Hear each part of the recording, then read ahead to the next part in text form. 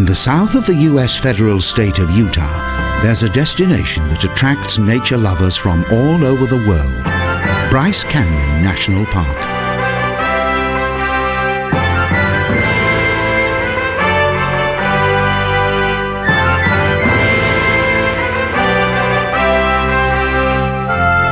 "145 square kilometres of pure nature overwhelms those who experience it.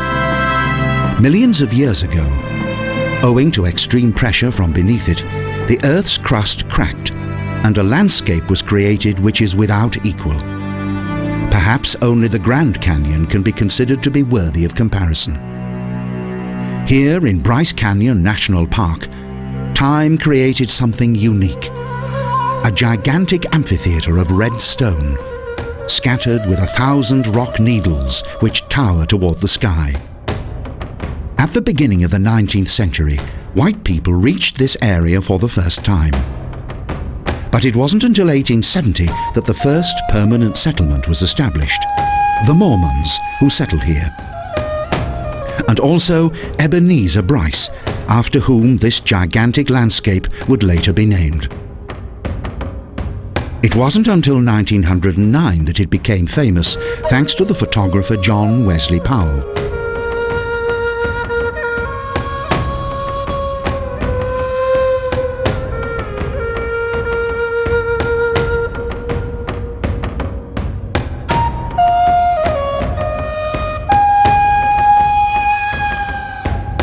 John Wesley Powell did not become well known as a result of his photographs of the Grand Canyon. His fame stemmed from his images of Bryce Canyon, which excited the interest of the government in Washington. In 1928, the landscape became protected by its designation as a national park.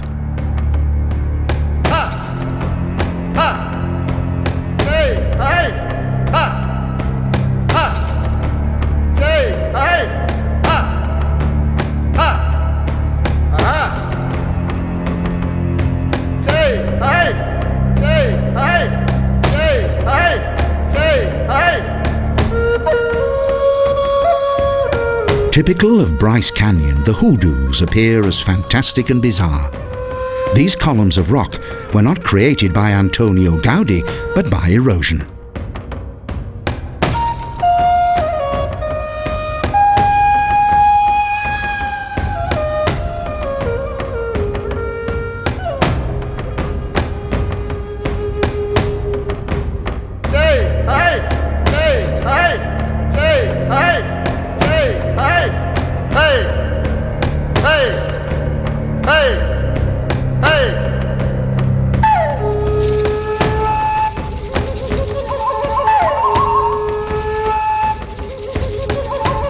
The hoodoos rise upward like towering cathedrals and great skyscrapers.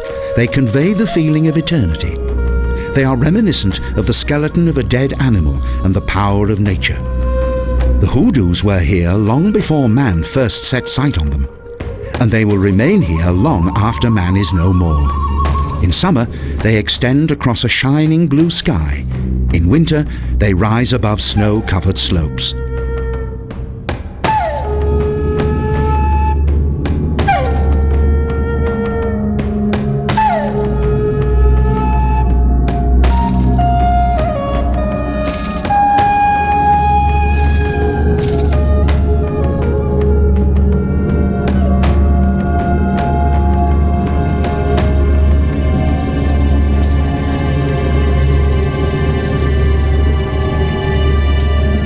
Bryce Canyon National Park is reminiscent of ancient ruins and of archaeological sites.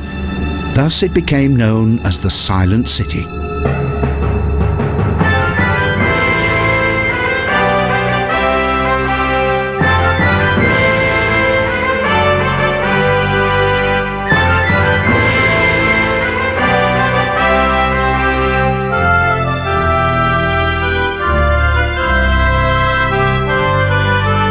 The highest point of the park reaches a height of over 2,000 meters.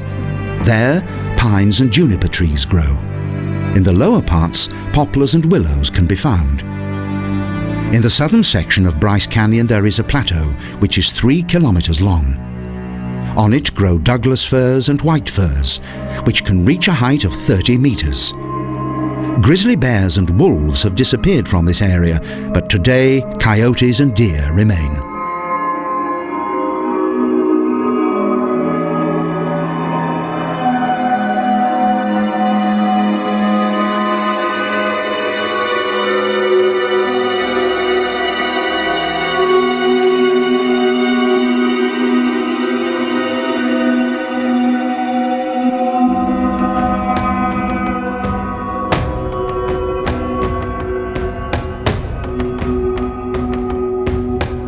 When the Mormon Ebenezer Bryce came here at the end of the 19th century, there were still Paiute Indians living in the region. However, they did not stay for long.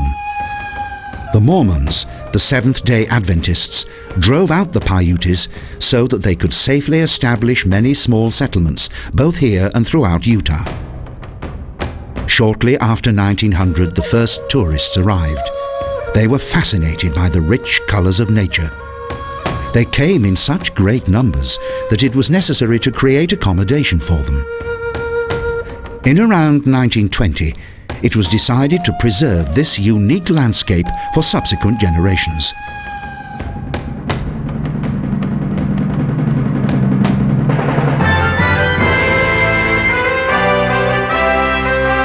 It was US President Warren G. Harding who afforded these red giants special protection. In 1923, Harding proclaimed Bryce Canyon to be a national monument. A year later, legislation enabled this region to be declared a national park.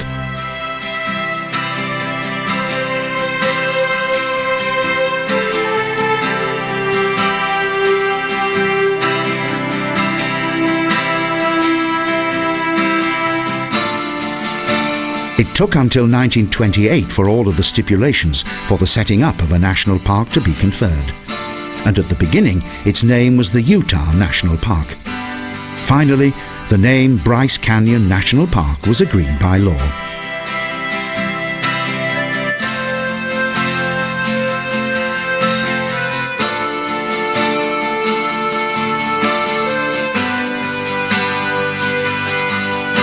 Numerous leisure activities await the visitor to Bryce Canyon. But more than anything else, it is the amazing drama of nature which is most striking. Before enjoying the views and terrain, a call at the visitor centre is a must. Here there are extensive facts about the national park, lots of books to browse, and the information desk offers valuable information on the most interesting routes. Motorcar is not the only way to enjoy the park. Several other possibilities are also available. And informative park rangers are available to accompany visitors through the spectacular rock formations. Rangers organise campfires in summer, where talks are given about the park's geology and air quality.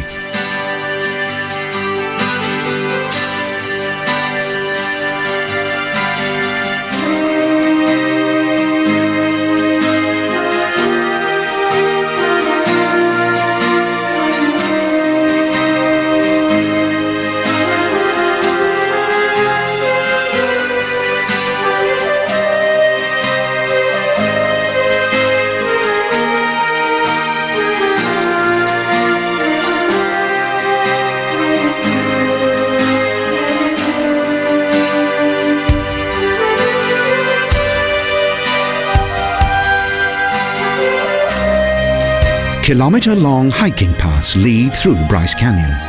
By following them, it's possible to take a closer look at the heaven-seeking hoodoos. There are numerous paths which ascend the canyon and lead to a panoramic view. It doesn't take long before you enter another, stranger world. The noise of the city is far away, and one is alone with nature, where the imagination can soar.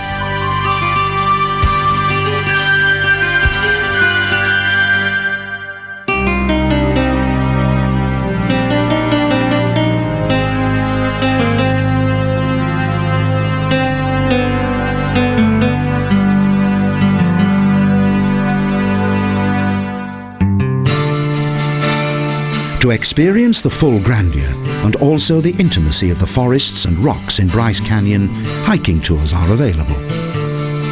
terrain may also be explored on horseback, exactly like the canyon's first visitors, the native Indian, followed by the white man. For a stay of up to a fortnight, a campsite is available.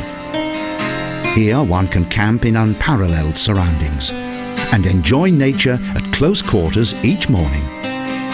Here, the sounds of nature are undisturbed by noisy traffic, and temporarily at least, the stress of everyday life can be forgotten. Far from civilization, here you can rediscover yourself, be at one with the world, and observe the wonders of nature.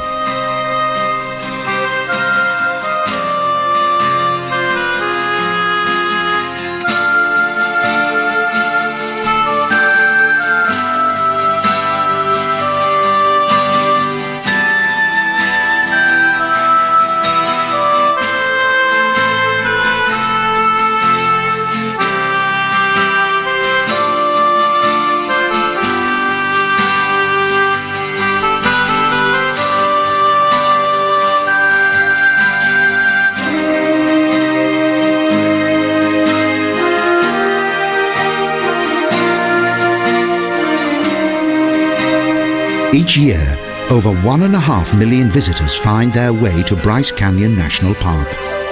Throughout the year, languages from each corner of the world can be heard in the shadow of the stone giants. In summer, hiking is on offer, whilst the autumn and spring are quieter times. Again, the winter months are tranquil and the air quality is the best in the region.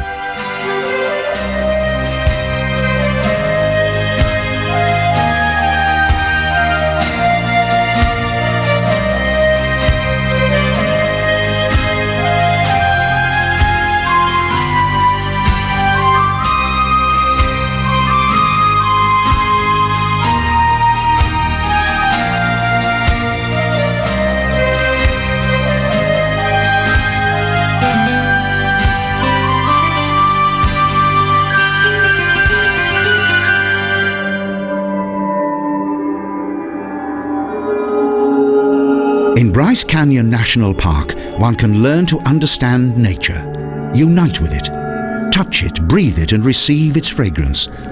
And it quickly becomes apparent that nature must be protected, that we must do our best not to destroy it as we have done with so many other natural environments.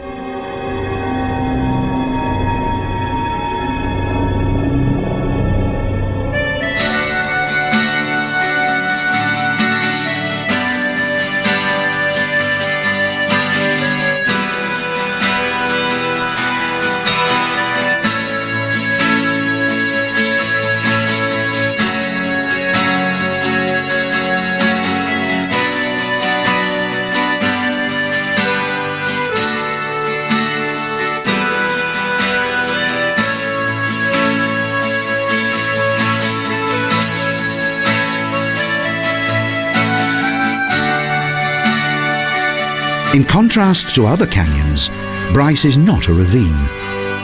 It's reminiscent of an amphitheatre which has been dug out of soft limestone. Thus the Paiute Indians call this red rocks which stand like men in a dish-shaped ravine. The rocks stretch 30 kilometres along the east side of the Paunsagunt Plateau, which consists of layers of slate, sand and limestone.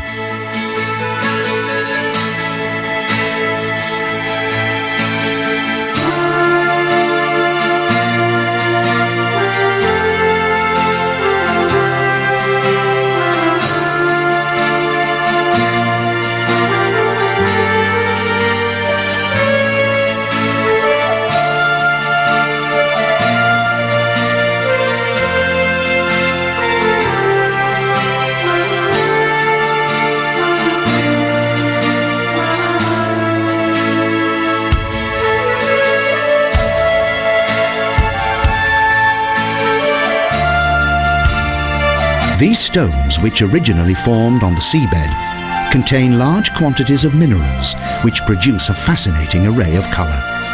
Iron oxide is responsible for the strong red tones. Copper produces the green shades, and manganese adds the deep violet shades.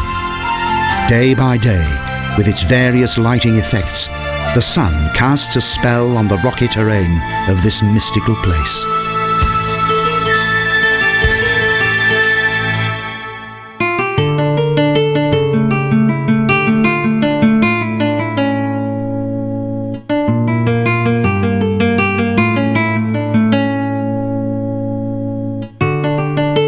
Particularly spectacular are the effects of light, which appear both morn and evening with a low-lying sun.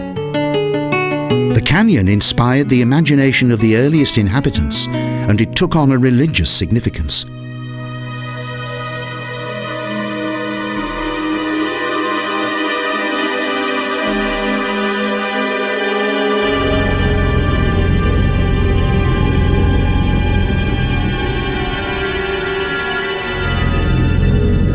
The first explorers came here in the 1930s. They were followed by the Mormons. Exactly who lived here before this time, no one knows. Only that the Native American Indian was domiciled here until driven out by the white man.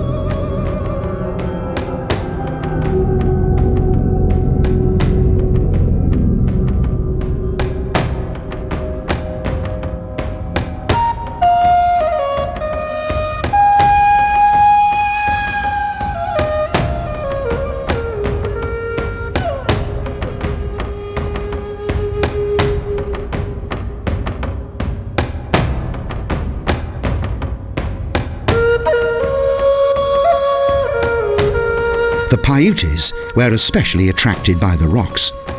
They saw the towering columns of rock as people standing in a huge bowl.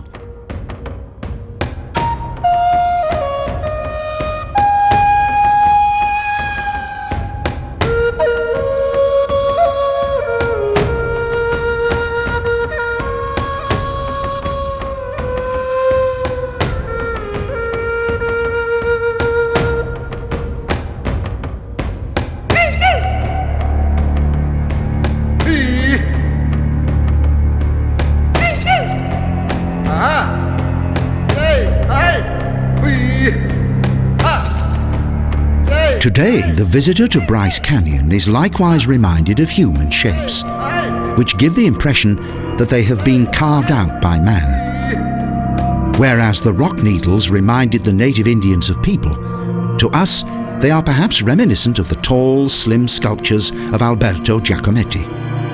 Like his sculptures, the stone columns rise upward, extend above the surrounding area, and have the appearance of tall, slim actors in an amphitheatre.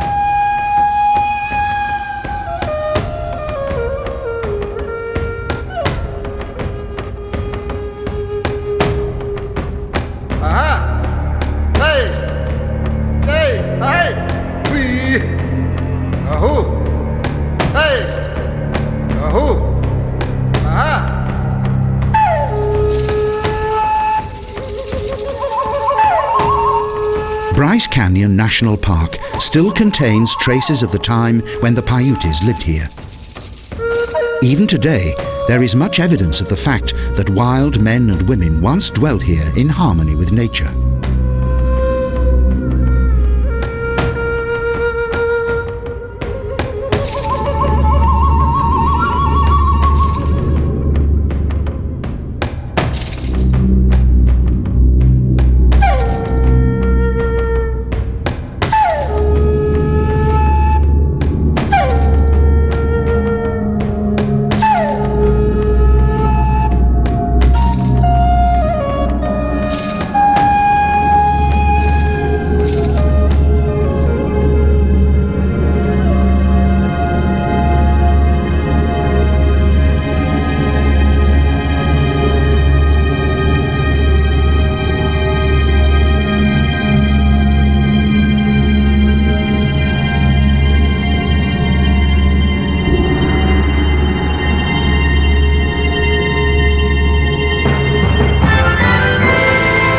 In reality, Bryce Canyon is not a conventional canyon, because its rock was not eroded by a river.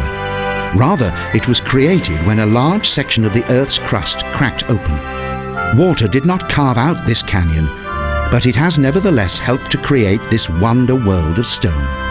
For 2 million years ago, In the Tertiary period and then in the Quaternary period, the American land mass on the Earth's surface drifted increasingly northward. Due to this, in the region of the present-day national park, it became colder and damper. And this led to further snow and further rain, which resulted in thawing snow and ice. Thus, the resultant water flowed over the steep slopes and shaped the landscape. Particularly after heavy downpours and during the melting of the snow, water eroded the rocks and took countless stone particles with it on its way into the valley below. These rubbed, pounded and polished the landscape, and with it created a unique ambience which appears to have been created by a celestial sculptor.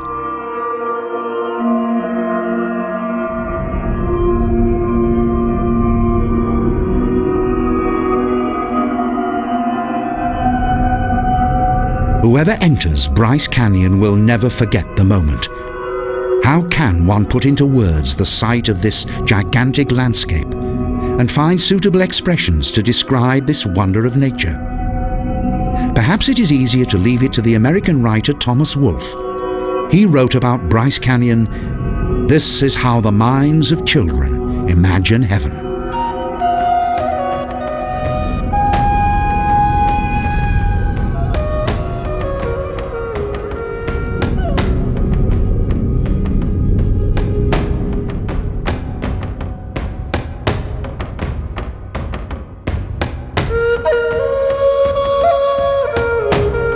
This setting of stone and colour infatuates the observer and seduces his imagination. And sometimes it's easy to believe that one is in another galaxy. The landscape suggests another planet, an unknown world, light years away from Earth, and a black hole away from civilization as we know it.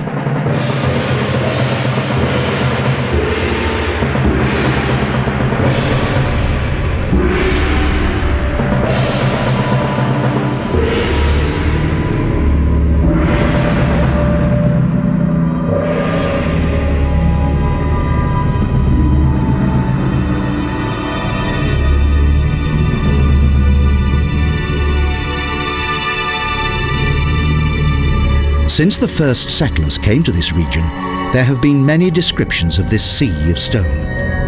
Cathedrals and towers, arches and gables, pagodas and minarets, temples, castles, sculptures and skyscrapers, so the list continues.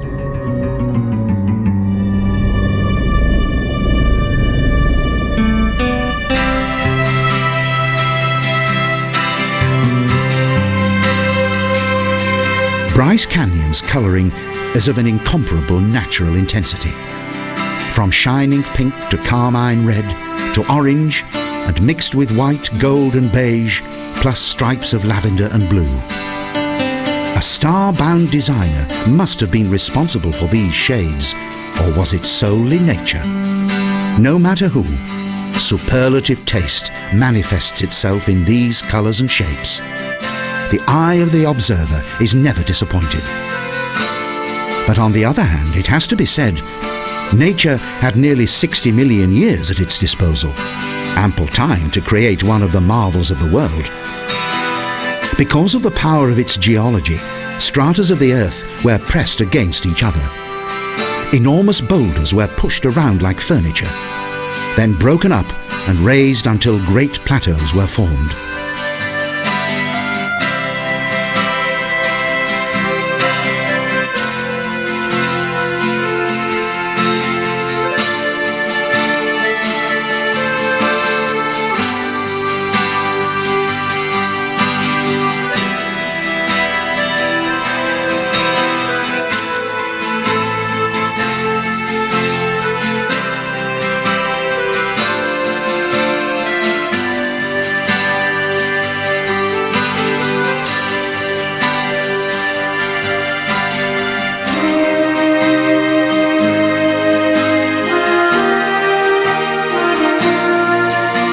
Some of the secrets of this twisted, though relatively confined landscape can be discovered on horseback.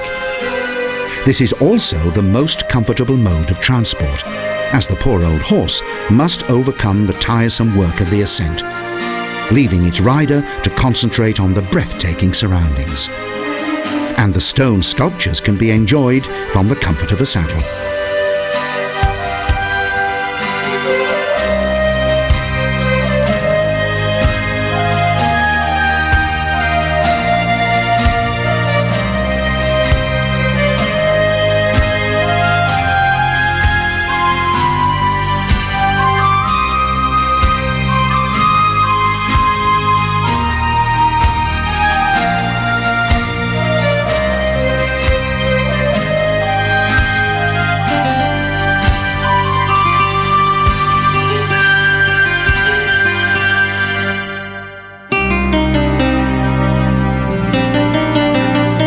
These massive rocks cause those who see them to question their own significance.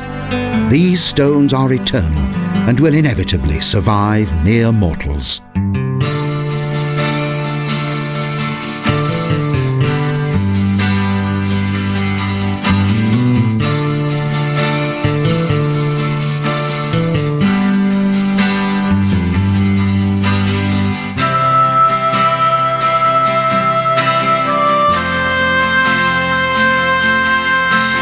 For a good all-round perspective of the landscape, the National Park provides minibus excursions. These travel to various destinations, such as Inspiration Point or Pariah View, from each of which, however, further progress must be made on foot. Only then can you witness how the vegetation changes on the higher levels. Touching this rock gives a tiny hint of the power of the water which sculpted this landscape so many countless years ago. The might of nature is omnipresent.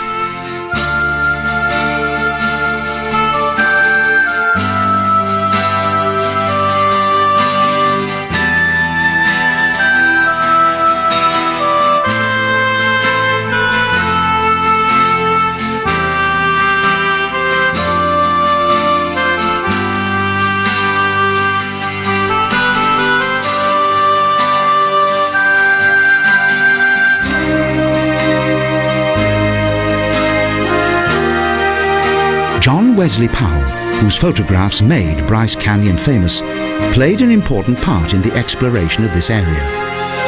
In 1871, it was largely thanks to him that the scientific investigation of the valleys and plateaus of southern and central Utah were instigated.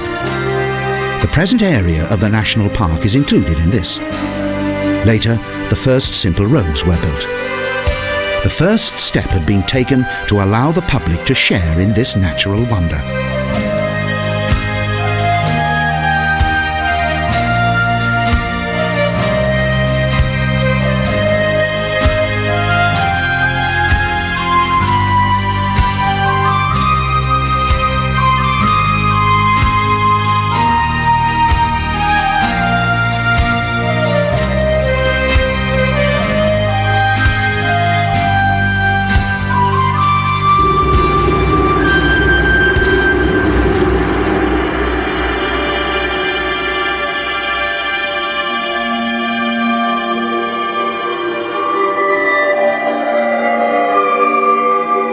Over and over again, on viewing the semi-farcical rock formations, visitors were reminded of similarly shaped buildings in fairy tales, sagas, or reality. Thus, the architecture shaped by nature was given names like Thor's Hammer or Gulliver's Castle. And comparison was also made with Hindu temples and even Wall Street. And yet, the secret of this landscape was actual reality.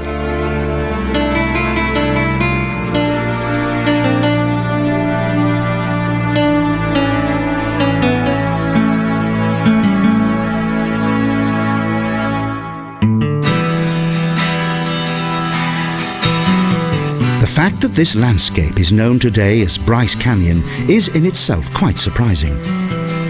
And the man after whom these walls of rock, stone spines and plateaus were named would probably be even more surprised today. The last thing on Ebenezer Bryce's mind was that his name would be linked with a national park. As a Mormon, he was simply looking for a place where he could settle down and make a living from farming. But this was not to be. The red stone thwarted his greatest efforts. Nevertheless, Bryce was extremely ambitious, and he succeeded better than most other settlers. But his attempts to breed cattle were doomed to failure, so he left the area. Only his name remains here, a reminder of his lonely struggle.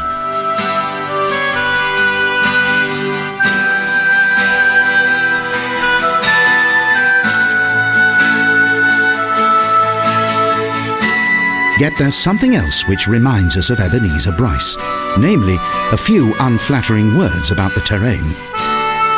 When he finally accepted the end of his cattle breeding ambitions, he exclaimed, "It's a devilish place to lose a cow."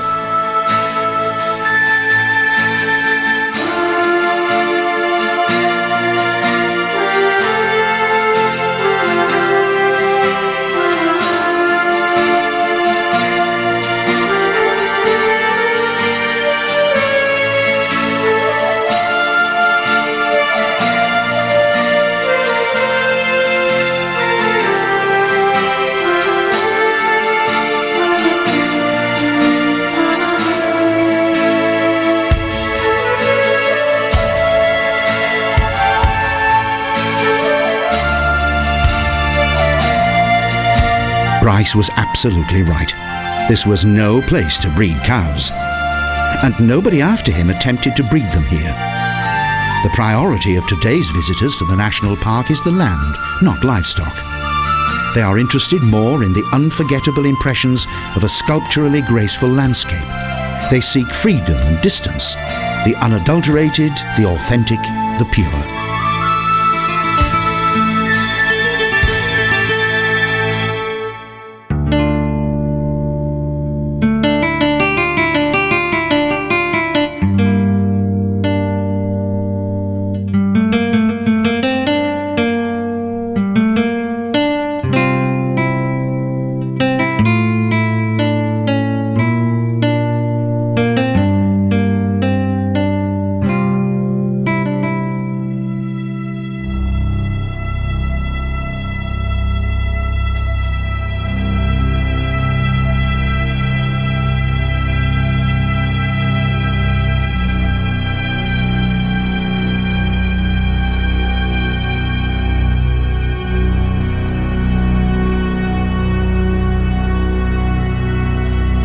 Those who travel here do not come for sandy beaches or noisy amusements.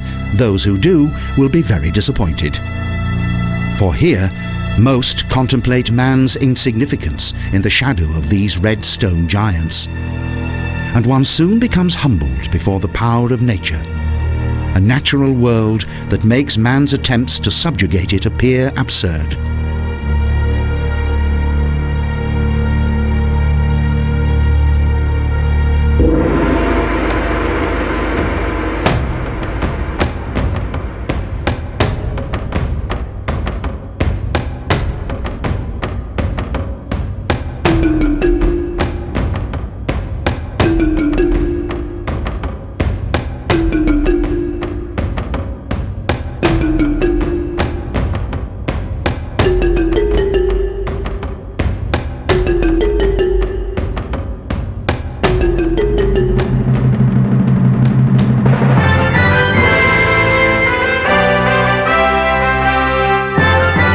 Today, it is much easier to enjoy this natural wonder than it was in the past. Ebenezer Bryce would probably be green with envy if he knew how things have progressed since his day. When venturing into this uncharted terrain, with all its attendant difficulties and risks, he left civilization behind him. But today this is not the case. Discomfort and struggle are no longer necessary. Even the journey here requires neither special courage nor any real effort. Indeed, the opposite is true. From Cedar City, the park can be reached by bus or car. There's also an airport in Cedar, Bryce Canyon Airport. This unique nature reservation is open throughout the year, and the landscape changes with each season. Over and over again, the visitor is fascinated anew.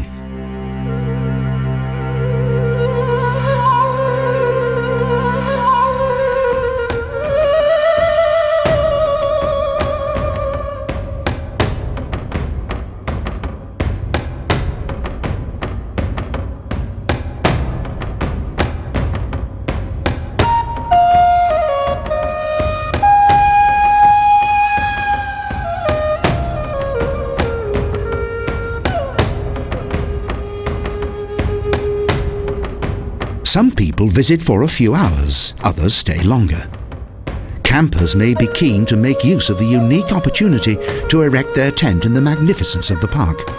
Bryce Canyon contains 30 campsites, which are open from June to September. In the intervening months, the climate is too cold and severe. Firewood must be brought here.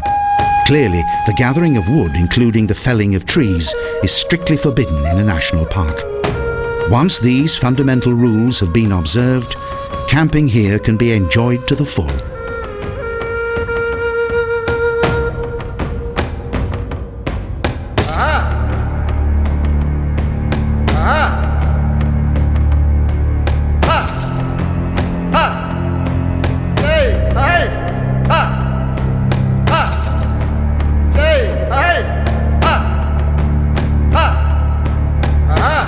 But it is not only campers who can enjoy Bryce Canyon, it's also highly recommended for bird lovers. And they get full satisfaction. It's a paradise for birds, including jays and eagles and many more species. Special paths and expert guides give a good and informative insight of both the terrain and the bird life. But the birds have one big advantage over the visitors. They can rise up into the air and nonchalantly survey the land from above. Freely experience Bryce Canyon and its various perspectives.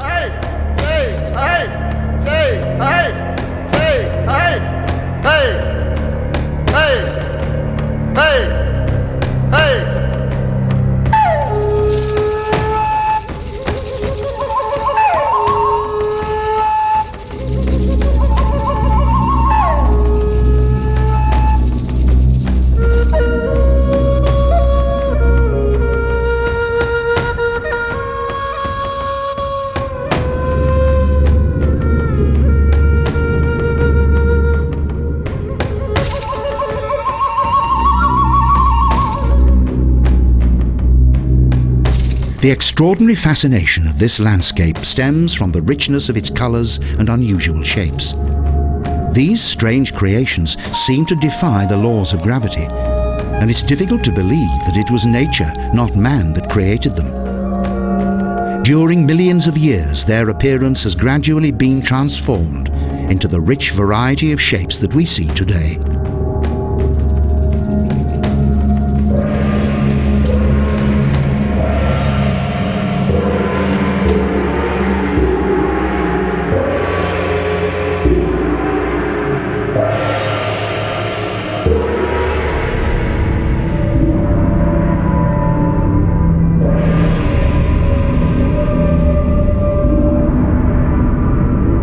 We must help to preserve this place, not poison the flora and fauna as we have done in our large air-polluted cities.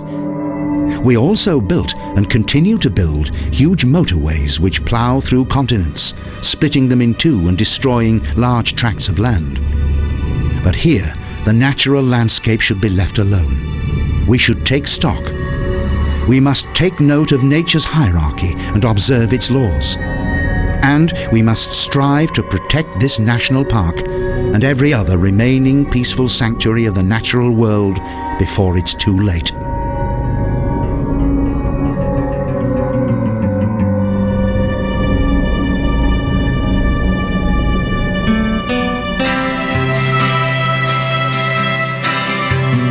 In some areas of Bryce Canyon, there are views over the southern part of Utah. For example, at Rainbow Point, which is 2,778 meters above sea level. On some days, the view stretches as far as the Navajo Mountains in Arizona, about 90 miles away.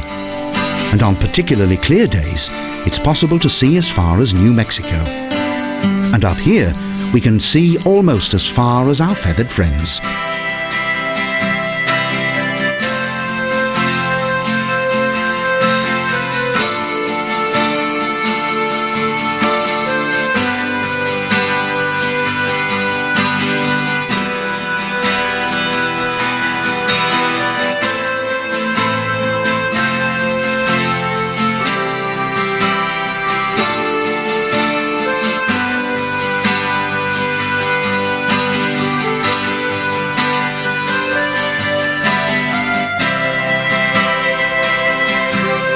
road leading through Bryce Canyon National Park ends at Rainbow Point. And here, there's a picturesque route that leads along the edge of the canyon. This marks the point for the return journey. The route now leads in a northerly direction back to the beginning of the national park. Once again, all of its beauties can be seen, but in another light which gives a different impression.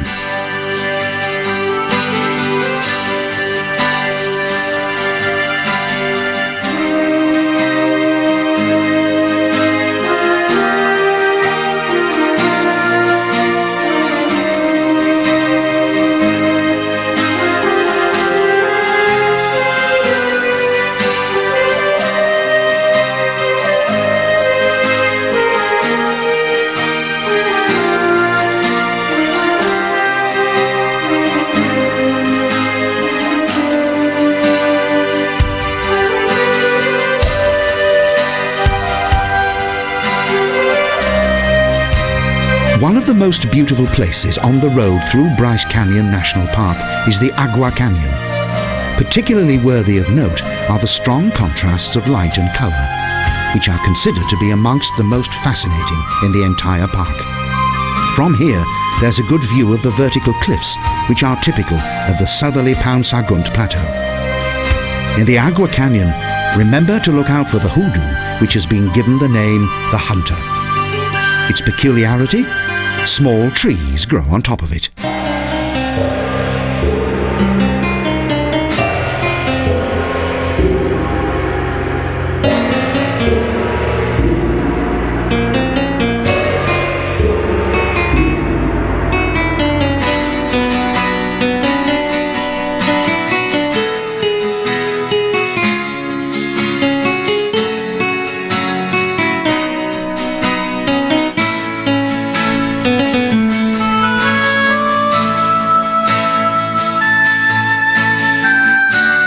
Fairyland Point is also considered to be one of the most beautiful locations in the whole canyon, and it was certainly not by accident that it was given this name. However, because it's about a mile from the road, many visitors pass by without seeing it. But that's a shame, they're missing a lot. The farcical rock formations in the so-called Fairyland Amphitheatre are by far the prettiest and most interesting in the entire park.